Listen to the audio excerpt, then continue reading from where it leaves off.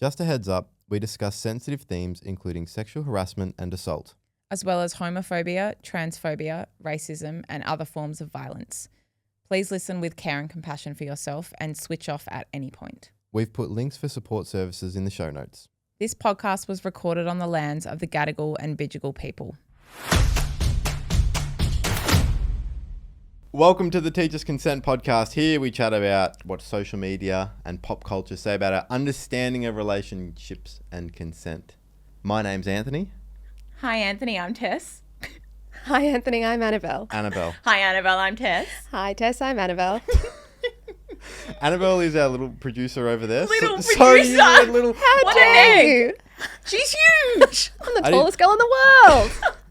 Now I'm just feeling rattled at my stumble on the intro. No, So I'm carry on. throwing shots out left, right and centre. But what I was going to say is you feel like Q from James Bond. Ding, ding, ding, ding, ding, ding, I'm ding. tracking you now, 007. I've got your location. So anyway, now I can tick off banter stroke riff. And on today's episode, I would like to speak about homophobia in sport. And I was just reflecting because there are a few things that came up in the news lately. And just I've been around sport clubs my whole life and just thinking about how inclusive they are. Oh, we know. We see the shirt you're wearing. Thank you. Sorry, for those at home, Anthony's in a 1992 vintage Manchester United Umbro top. 1992/1993 because they split it across 2 seasons, 2 years as we discussed already off air. Can't make that clear enough. European winter goes across 2 years.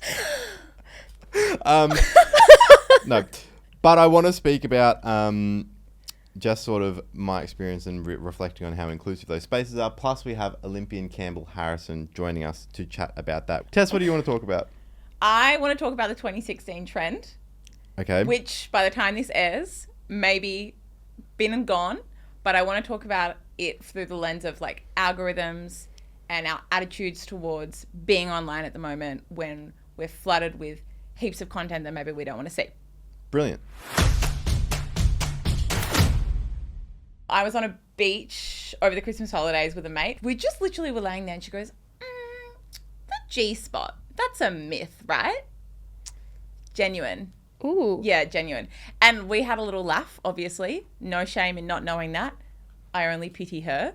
And then she kind of follows up. We're getting into some good conversation. She follows up with, and are blue balls real? And I just kind of assumed everyone knew what blue balls were because we talk about it at work so much. Mm-hmm. Yeah.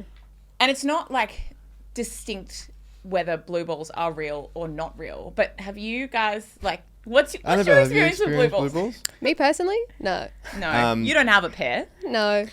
I would say yes, but not in the way that like it's kind of stereotypically like have boner not serviced, I have blue balls. It's like if there's progressively long foreplay and then I'm not going to use the word serviced again. Yeah, I was going to say that's really interesting language. But yeah, if there's no relief, I have felt an ache, a dull ache that eventually goes away. Okay. And But other than that, no. You? yeah, so my experience with blue balls and many young women's is sort of on the inverse, is when you're intimate with someone and then for like any reason you feel like stopping, which you're allowed to do, the person has gone, oh, but I've got blue balls. We have to continue. Like, you have to get me off because I'm in so much excruciating pain. I feel like when I was in high school, it was kind of equated with like having TSS, which is when toxic shock syndrome, which is if you left a tampon in for too long, you could die. I feel like they were the same thing when I was in high school. Like, his balls might explode. Yes, they get blue. Oh my God, speaking of TSS, one time I double stacked tampons accidentally, but the reason that I did it is because I was reading the box on the side of the tampon going, wow, if I leave this in for longer than 8 hours, it'll kill me. Isn't that crazy that a product that people with vulvas use every day will like possibly kill you if you just are a bit absent-minded? And I was so distracted by that I forgot to take my other tampon out. And then I double stacked. It says nothing about not putting 2 in. Is that what you're reading? Exactly. Instructions unclear. To Send go a complaint. back to blue balls though, I guess I haven't been in the situation that either of you have potentially been in where someone's used it, like held it over you to get them like to finish. But I feel like it wasn't even used in a I'm in excruciating pain. It was just a turn of phrase to pressure someone into continuing. Kind of like cock tease. Yeah. Like guilting them into being like, you can't leave me like this. Yeah. So obviously, like, she and I had this conversation about blue balls, but then I wanted to go and do more research. And there was a study done in 2023 it was published in a journal called Sexual Medicine. And overall, blue balls is a real thing. It's obviously the colloquial term for epididymal hypertension. Georgia Grace, my favorite sexologist, if you're listening, I really hope I said that right. And it can feel like you described, Anne, like aching or heaviness in the testicles. And it happens because when you are erect, like the blood flows to your genitals more. And then in the absence of an orgasm, that increased blood flow can take longer than normal to get back to like a non-aroused state because the whole system kind of works like a slow release valve. Oh. Did you know that about yourself? Had no idea. The more you I learn. thought it was one of the miracles of nature, to be honest. Anyway, severe pain does exist in a real like minority of people. Okay. They surveyed, I think, 2,000 people, but it is not associated with health or life-threatening outcomes and appears to resolve on its own, usually over a few minutes to hours or with orgasm. So it's real. But have you heard of blue vulva? No, that was going to be my question. Does this happen to female genitalia? Yes, because we have erectile tissue in the clitoris as well. And during arousal, blood flows more to that area. And similarly, you can experience pain or like numbness or throbbing if you also don't experience orgasm, which, as we know from the orgasm gap, happens a lot more to women than it does to men. And I just think it's interesting we don't talk about that. And Gesture to me, like I'm at fault. no, oh, you're perfect, I'm sure. But this study also surveyed women and men, and 56% of men said that they'd experienced blue balls, but 42% of women said that they'd experienced what we would call blue vulva, which is, it's just interesting, and we don't talk about it. No. But then they asked all the participants whether they'd experienced pressure from another partner to keep going because they were having blue balls or blue vulva.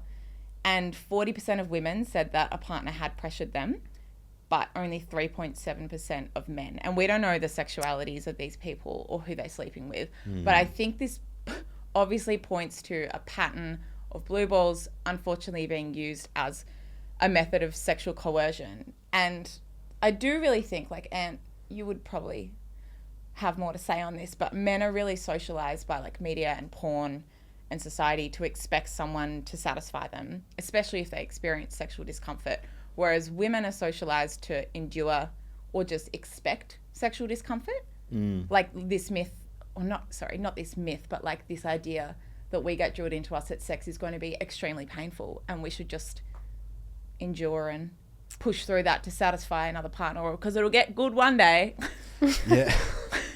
Well, I think that's like what you mentioned about the different ways we're socialized is pretty spot on. If I think of like any movies I'd watched or, you know, pop culture that you consume, just kind of blue balls is mentioned so flippantly and as like a come on, like don't hold out. But the reality of it is obviously like when you put actual words to it, like sexual coercion, I'm sure hopefully no one would do it, but a lot fewer people you would hope. And I thought it might be useful for us to list some things that you could do if you're experiencing blue balls or blue vulva and you would like your sexual discomfort or that kind of discomfort released, but the person that you're being intimate with doesn't want to be intimate with you. And I thought I'd start us off. You can, if you want to, masturbate, because that is like the quickest route to relieving yourself of the tension. But if you're with someone else, you really should be asking, are you cool if I masturbate next to you? Because if not, that is technically sexual assault and you can go and do it in private. You could also make a cup of tea and do something relaxing. Go for a walk. Stretch. Lengthen your exhale. Have a nice shower. Oh. That's a good one. Watch a show, preferably not Heated Rivalry. Well, because then you're still going to need to rub one out. Mate, it's straight back up again. Anyway, there are literally endless things to do. Lots of alternatives.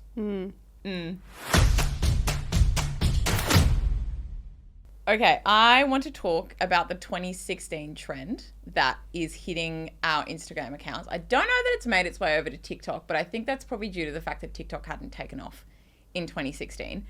If you haven't seen it, which I'm sure by now you have, it's a trend where people are just posting photos of themselves and the stuff they're up to in 2016. It's really quite a nostalgic time. I'm talking like Arctic monkeys, chokers, Doc Martens, feathers in what form? What Feathers like in a hat, feathers like feathers as accessories.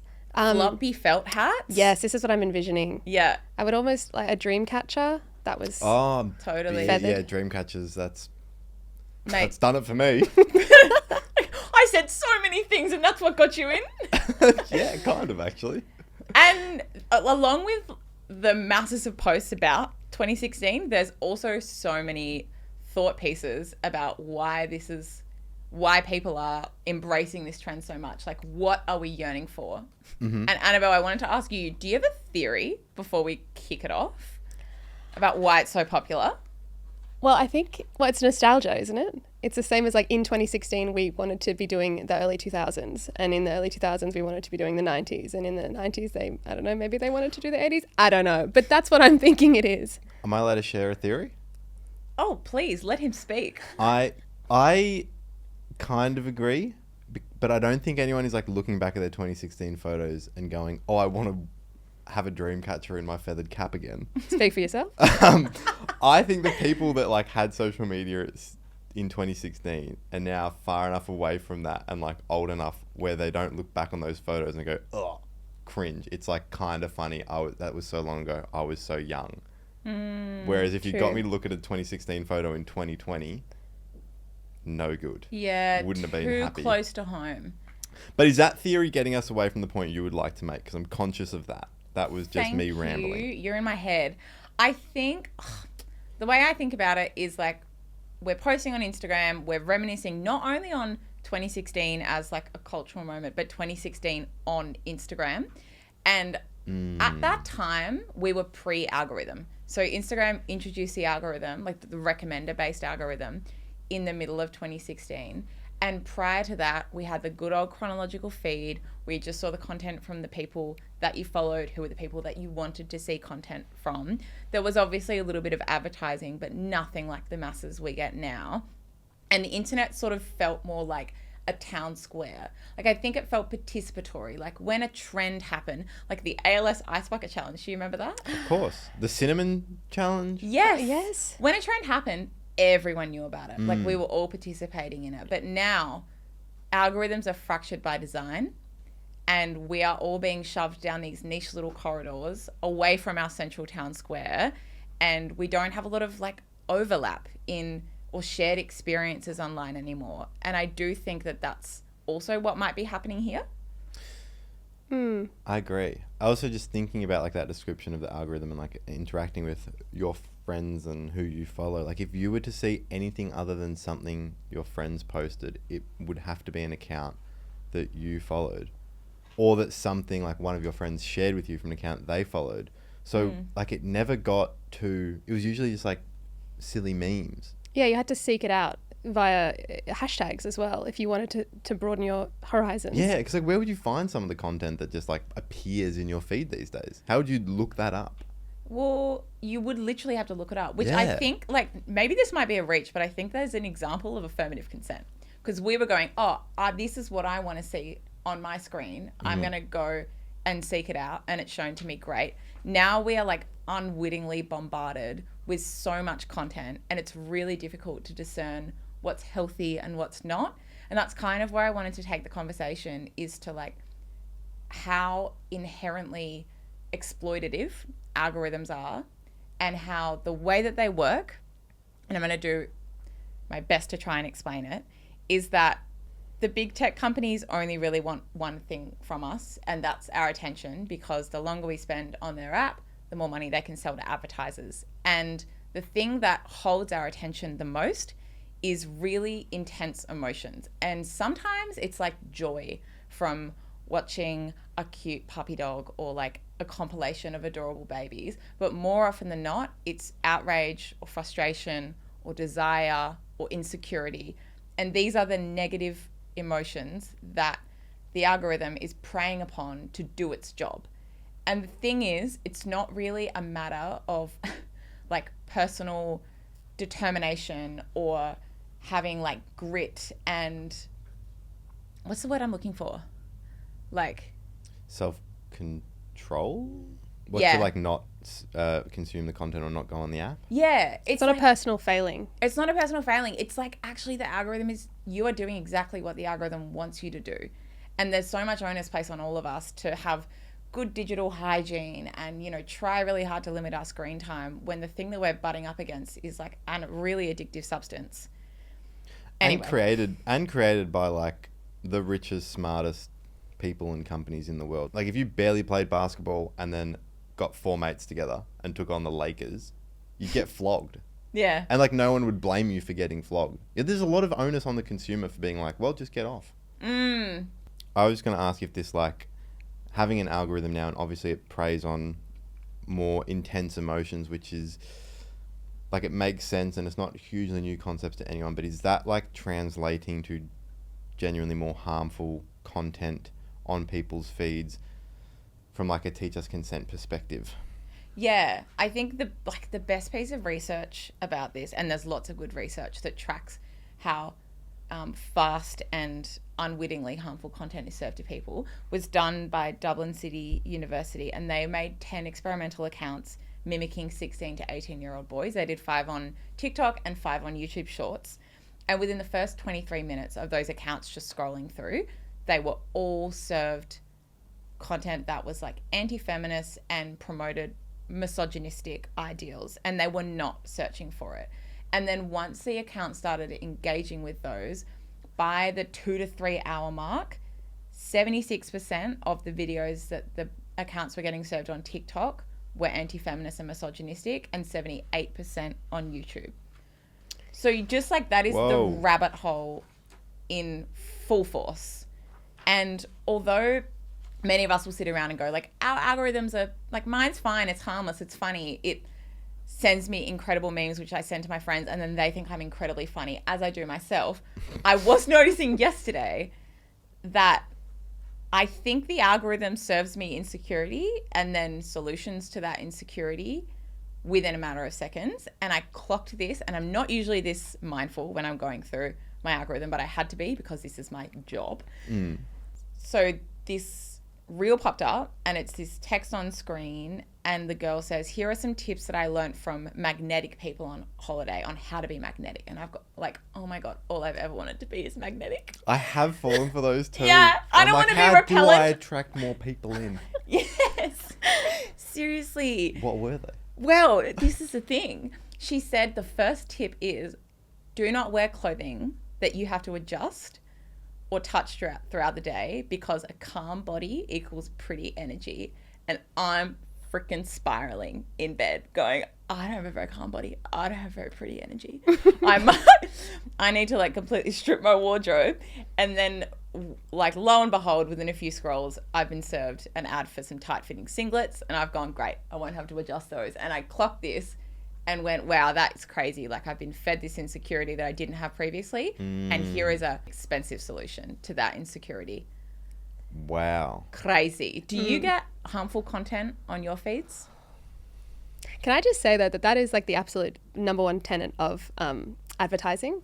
Like this is the way that it's been done since the dawn of time, when we still had print media rather than algorithms. Like a really good example of that is in the 1950s. It's a longer story than this, but essentially they decided that they really, really, really wanted to get orange juice flowing off the shelves in the US.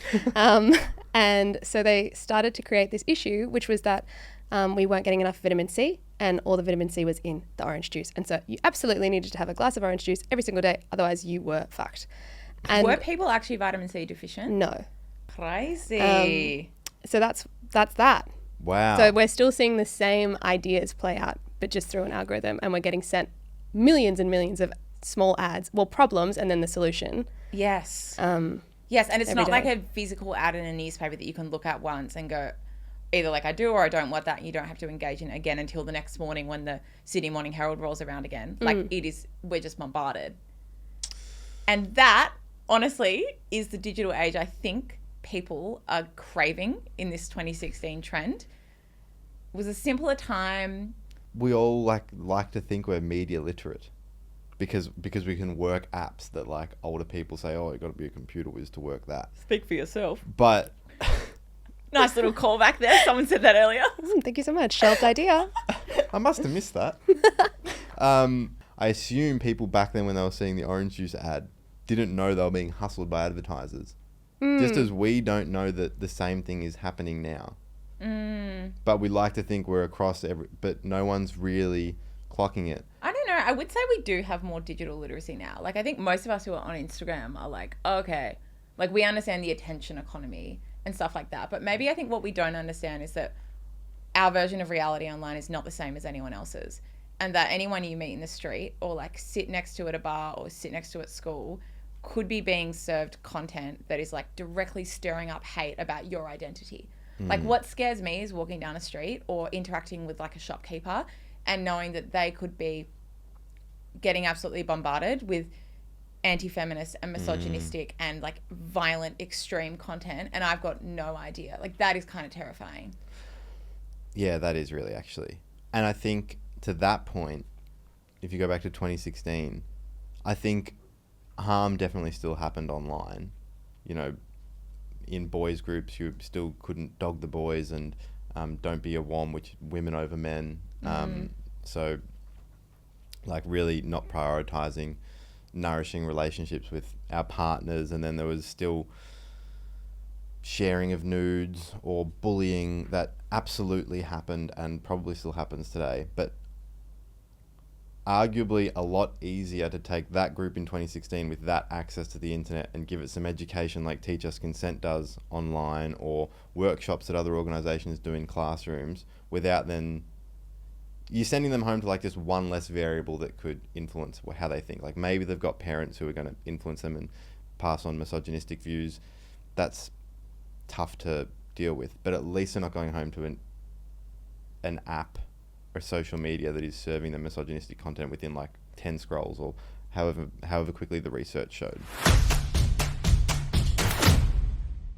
So recently Josh Cavallo put on his Instagram, and he used to play for Adelaide United in the A-League, that's soccer, that in 2025 when he left Adelaide United it was due to homophobia at the club and the organisation, and that he wasn't getting game time due to those things. And it got me thinking, as someone who like played soccer my whole life or played a form of footy in Australia, which is pretty big, how inclusive those spaces are. And it made me reflect on it, because I'm fortunate enough to just be the kind of the archetype of person who is welcome in every part of those areas. But I think we wanted to have a larger homophobia in sport chat on the pod today. And joining us to have this chat is an Olympic sports climber, Campbell Harrison, who's no stranger to Teach Us Consent content. Hello. Welcome. Yeah, thank you for having me. Thank you for coming on in. such short notice. We literally called Campbell 2 hours ago. So Too we're so happy to have you here. Too easy. Well, first thing I want to ask about, because Tess and I were just briefly looking at Josh's Instagram before this, and even now his post from 2021 where he came out is getting a lot of new comments on it, and they're all quite homophobic. There's not a lot of support. And you had a very viral moment where there's a photo of you kissing your partner Justin on an Olympic social media account. Yeah. That just went viral. How did that feel for you? I mean, it was pretty crazy. I think I'd had a couple of other smaller moments prior to that one where pictures had blown up, and there was always like a little bit of noise, but then this one really kind of went overboard, and the comments were just coming in so fast, and I just like didn't know what to do with it, and it kind of came out of nowhere. I wasn't expecting to be tagged or collaborated in this post or anything like that, and yeah, I think it like rocked me a little bit. I thought I understood the degree to which homophobic discourse was rampant on the internet, and then to have it all directed towards you in such a like an intense manner was like it definitely changed my view of those things. And there's like, because I think there is sometimes a sentiment that if it happens online, it's not real life, ignore it, get over it. I disagree with that, and I wondered how it felt, I hope that no one was coming up to you in the street and saying the things you were seeing online.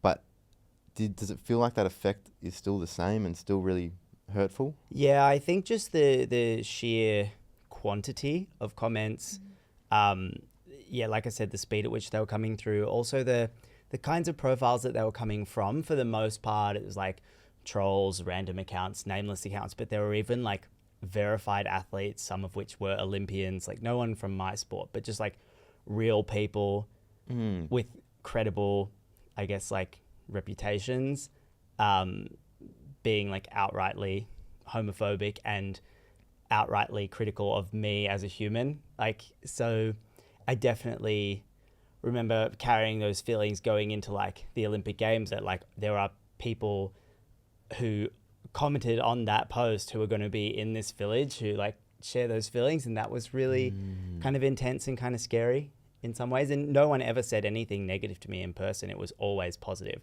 but it definitely was in my mind in a way that was probably different to how it had ever been in the past. Yeah, I imagine. That's really horrible. Yeah. I wonder, like, because with Josh Cavallo, he was, I think he was the first man to come out openly as gay in the whole football league, I think so, globally. And this isn't an experience that's contained to just one sporting code or sporting league. It seems to be like totally omnipotent, like with Mitch Brown coming out as bisexual in the AFL in Australia late last year, and Josh Cavallo a few years earlier. And I wondered, like, what do you think it is about elite sports people and sports spaces that makes them so like institutionally homophobic and makes it so hard to speak out against those injustices as well? Yeah, I mean, it's interesting because for me, for the most part, the homophobic discourse really came into place when my image went outside of my sport. Like there was some within climbing, of course, but for the most part, whenever I was getting those real influx of, you know, like the death threats and the whatever else in there, it generally came, you know, when it popped up on the Olympic feed or on some kind of news platform that was kind of outside of the climbing space and outside of the queer media circles, I guess.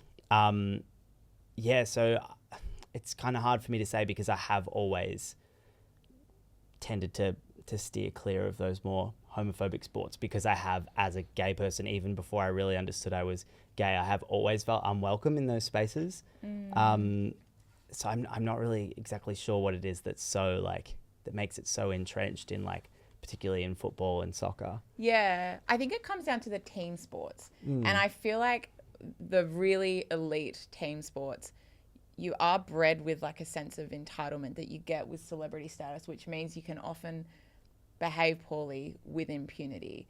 And then I'm curious to hear your thoughts. I think that the pack mentality that you would develop in that team sport where you're traveling around together all the time means that it's always easier to go with the flow and like not run against the grain, which means that not calling out discrimination because you're kind of going against the pack, and that's going to hinder your chances of, you know, succeeding in the sport. Yeah, and I guess like your capacity to adhere to like the social and cultural expectations of the environment of like masculinity is kind of, I guess in a team sport, it's more ingrained in your capacity to compete in the sport because there's so much more subjectivity as to who goes out onto the field and when, and was kind of, you know, the defense of Adelaide United that, that we had all these other factors came into our decision as to who went out onto the field. But I guess it's a very, very different kettle of fish to an individual sport where you really are just like, you earn your spot, the numbers say you get to compete sort of thing. There's a lot less subjectivity there. So maybe it's a little bit more, there's a bit more pressure to adhere in a social sense. Yeah, and on the Adelaide United thing, I saw a headline in the ABC and they came out with a statement and they were just like, well, Josh Cavallo never raised his concerns about experiencing homophobia with us. My gut, I want to know what your gut reaction to that was.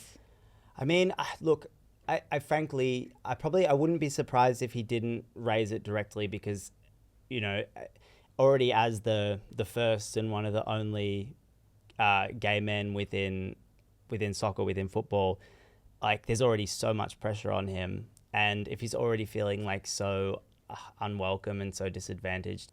I apologize. You don't have to answer this if you don't want No, to, but go how for would it. you want an organisation that you'd been involved with, had you been in a similar situation to Josh, to respond? I mean, I probably would have expected some kind of apology as opposed to outright denial. I mean, you can both things can be true. It can be true that you weren't aware that it was happening. It can be true that Josh didn't say anything, that it wasn't raised. But it can also be true that you can also be apologetic that and acknowledge his lived experience, that was the environment that he was trying to exist in within his career, within his job, you know. So I might have expected a little bit more accountability and even just acknowledgement that we didn't understand this issue, but we pledged to do better. I mean, even just before stepping in here, I was looking on their website, I was reading the press release and it's outright denial. And like, no, we're super encouraging of all forms of inclusivity within the club, but then you go through the website and I'm like, I'm not seeing it. Even in the wake of the issue, I'm not seeing this like supposed pledge to inclusivity. Yeah, I think this is what I was reflecting on when I thought about playing soccer myself as a kid and realising, wow, I would absolutely not want to be in that space if I was anything other than a heterosexual man, because like I walk in with earrings, someone makes a comment about you better have it on the right ear. If I've got a coach who's old enough and I walked in with a moustache, a comment about what a moustache might have represented on a man in, say, the 80s. I've seen players boot a ball at each other and then it hit them and turn around and call the other player an F-bomb.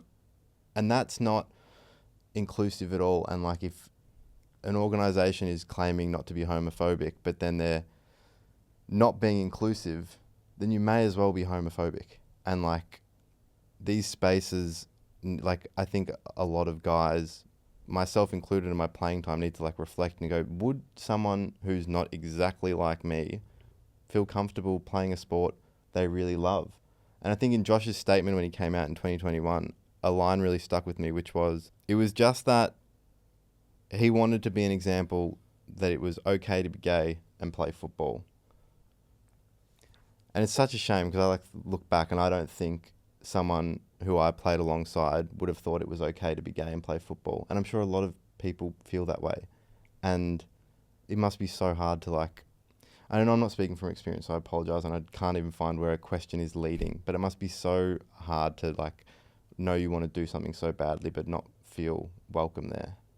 Yeah, for sure. And I think that's like almost where, not necessarily where the vitriol comes from, but maybe where people feel empowered to express their vitriol, is that you do see so few like feminine men excelling in sport and like being very open about who they are. Not even necessarily queer men, just men who don't exude masculinity in that like typical sense. You kind of inherit those own social biases as a queer person, and even if you don't outrightly feel unwelcomed by the sporting world, there's just this like inherent sense that it's not for you maybe.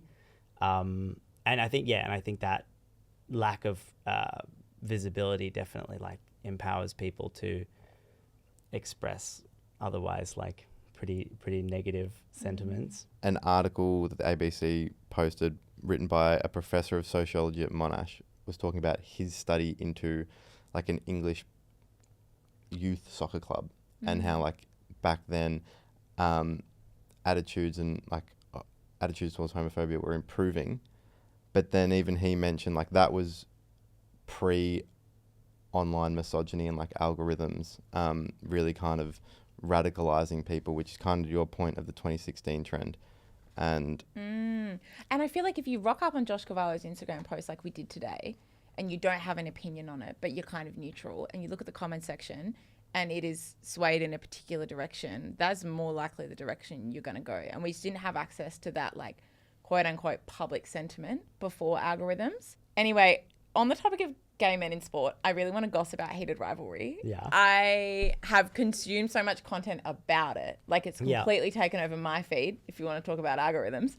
Have you seen it? I have seen it. It was, I really enjoyed it by the end. It was a bit of a slow burn for me because I don't know if I'm like super into the like smut TV.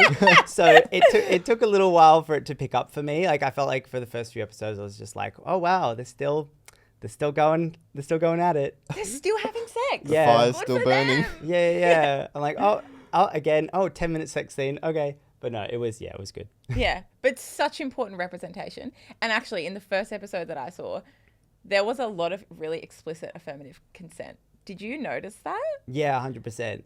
It's kind of I felt more like I was not watching a clinical display of consent that the producers had to like shove into the show to tick a quota. It felt like it elevated the sex, and that I was just watching like piping hot intimacy.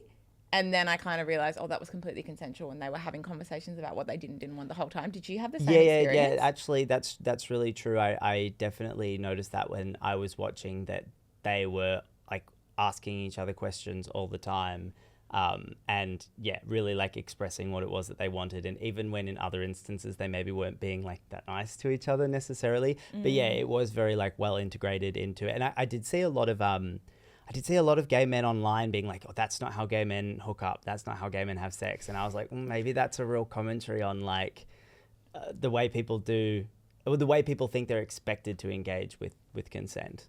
Is that it's like unsexy, you know? Yeah, and maybe gay men isn't one person or one situation, No, or a 100%. homogenous group Yeah, as well. because I don't know. I personally was like, I don't agree with that sentiment. I was like, yeah, that feels like intimacy with a respectful partner, but for a lot of people, I'm sure that's not the case.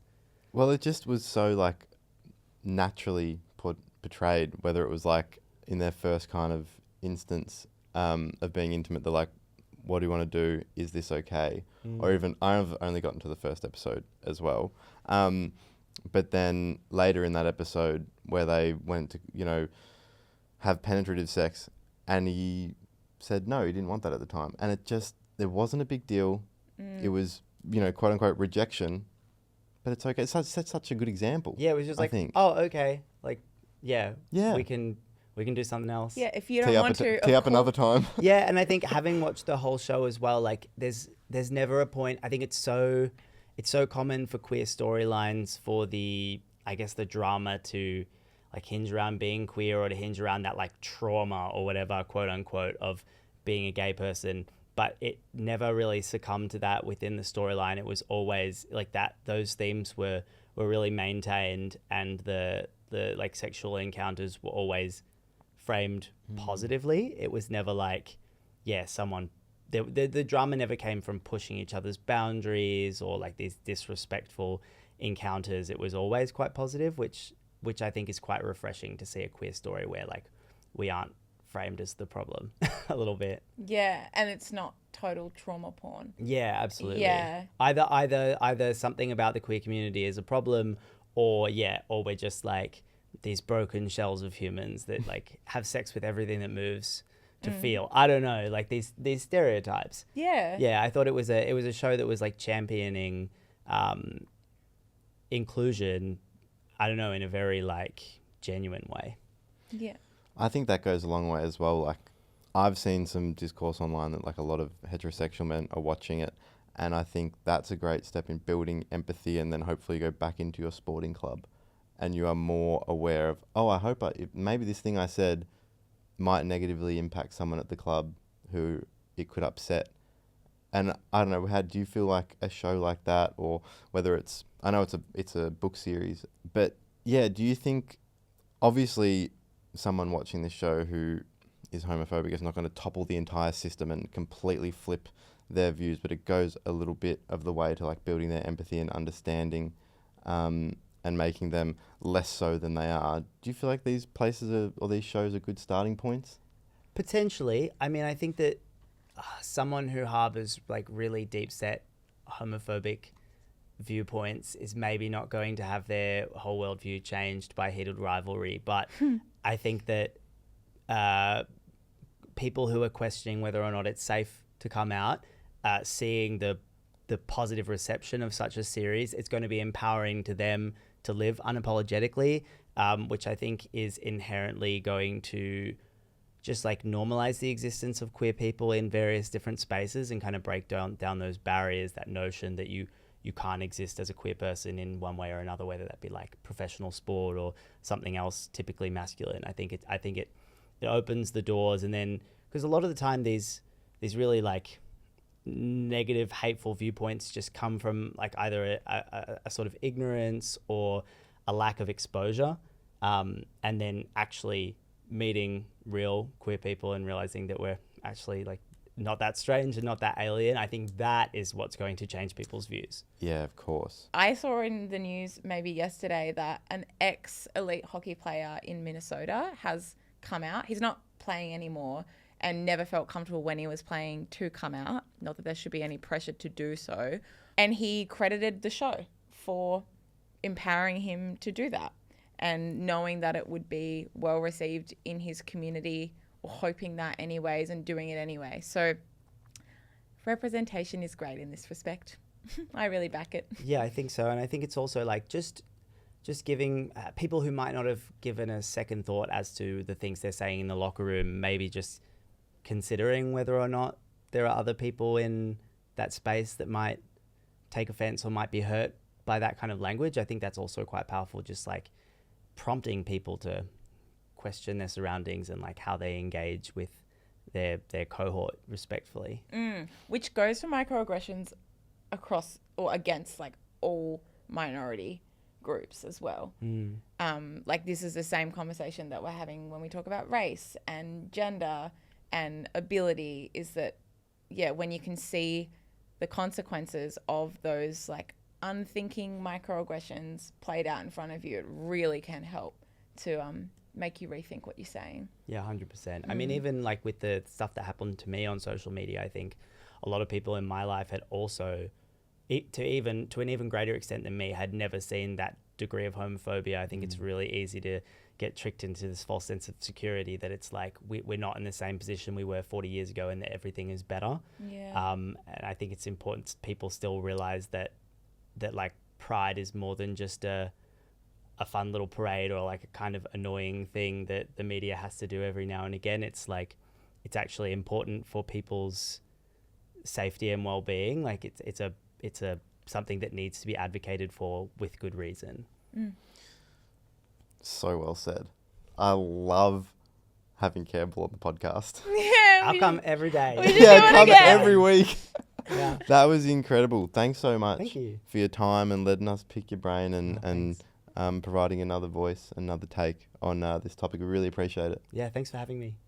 And that's a wrap on our first ep, the Teach Us Consent podcast. You can follow us on Instagram or TikTok at Teach Us Consent. You can DM us anything you want to talk about if you want some solicited advice, and we'll try to get an expert to answer it. Not try it, we will, won't we? Oh yeah, we got some in the back pocket. Yeah, we got some? Yeah. Good. teachusconsent.com as well. You can keep up with everything and sign up for the newsletter. Thank you, Tess. Thank you, Anthony. Thank you, Annabelle. Thank you, Campbell. Sorry, I took everyone's names from you, Anthony. No, that's okay. But Annabelle's not Mike, so that's the only reason she hasn't Okay, said. I'm passing on her thanking you. Bye.